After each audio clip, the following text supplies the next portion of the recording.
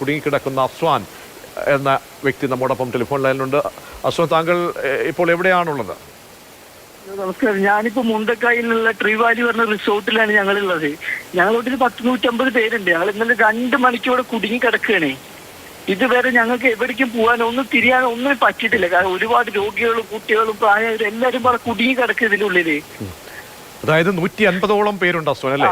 150ഓളം പേര് ഒരു ക്യാൻറ്റീൻ്റെ ഉള്ളിൽ തിങ്ങി നിറഞ്ഞ് നിൽക്കുകയാണ്. കാരണം അവിടുന്ന് ഇറങ്ങിയാൽ ഞങ്ങൾക്ക് വേറൊരു വഴിയില്ല, ഇങ്ങോട്ട് പോകണമെന്ന് അറിയാണ്ട് നിൽക്കുകയാണ് ഞങ്ങൾ ഇത്രയും പേര്. അതിൽ നിങ്ങൾ കുഞ്ഞുങ്ങളും ഉൾപ്പെടെയുള്ളവരുണ്ടോ? കുഞ്ഞുങ്ങൾ മാത്രമേ, അപകടത്തിൽപ്പെട്ടവരെ പരമാവധി ഞങ്ങൾ കരക്കി കയറ്റിയവരെല്ലാവരും ഇല്ലേ ഇഞ്ചുറി ആയിട്ട് കിടക്കാൻ ഒരുപാട് പേരുണ്ട്. അവരൊന്ന് ഫസ്റ്റ് എയ്ഡ് കൊടുക്കാൻ പോലും ഞങ്ങൾക്ക് എവിടെ എത്തിക്കാൻ പറ്റിയിട്ടില്ല. ഒരു വാഹന സൗകര്യം ഇല്ല, ഒരാളും എവിടെ എത്തിയിട്ടില്ല. അതായത് ഈ റിസോർട്ടിന്റെ പേരെന്താണ് അസ്വാൻ? ഈ റിസോർട്ടിന്റെ പേരെന്താണ്? നിങ്ങളുടെ കറക്റ്റ് ലൊക്കേഷൻ? ശ്രീവാലി.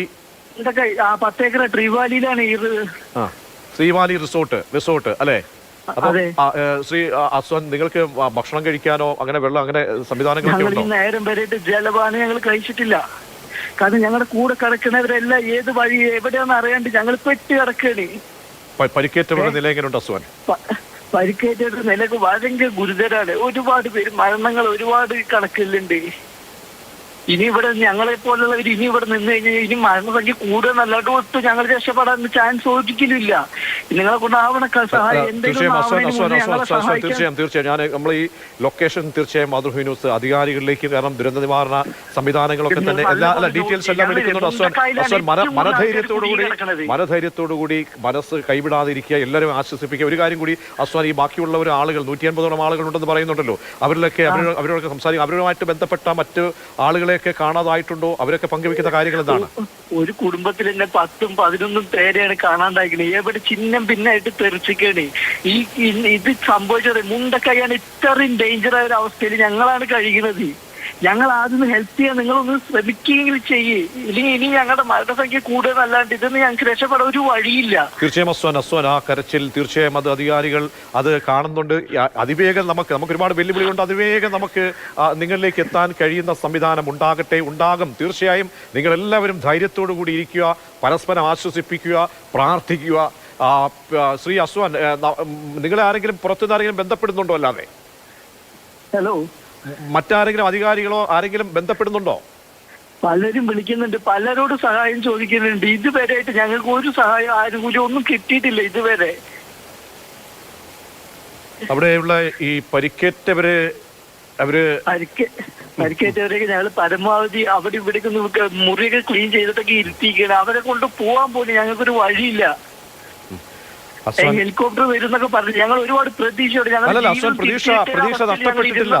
ശ്രീ അസ്വാൻ, പ്രതീക്ഷ നഷ്ടപ്പെട്ടിട്ടേ ഇല്ല. കാരണം എല്ലാ സംവിധാനങ്ങളും അവിടെ എത്തപ്പെടുകയാണ്.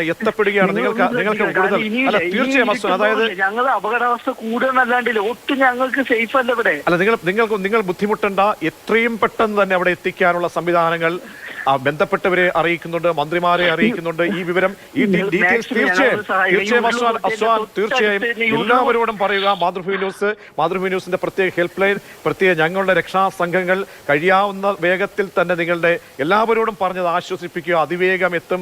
പിന്നീട് നമ്മുടെ മനധൈര്യം, കാരണം എത്രയോ ദിവസങ്ങൾ അറിയാമല്ലോ അസ്വാൻ, എത്രയോ ദുരന്ത ഭൂമിയിൽ മാത്രമല്ല കുഞ്ഞുങ്ങൾ.